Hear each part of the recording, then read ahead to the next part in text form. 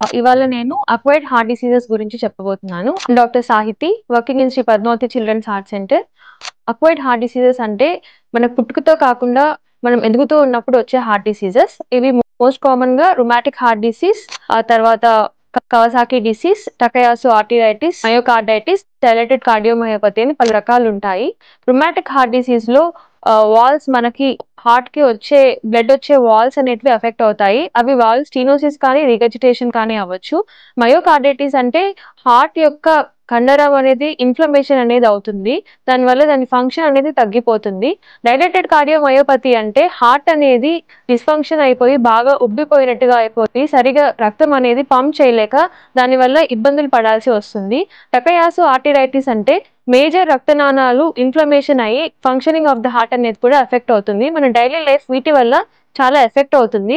మనం త్వరగా కార్డియాలజిస్ట్ ని కన్సల్ట్ అయితే వీటి వలన మనకి ఇబ్బందులు అనేది చాలా వరకు తగ్గుతాయి ట్రీట్మెంట్ వలన. Thank you.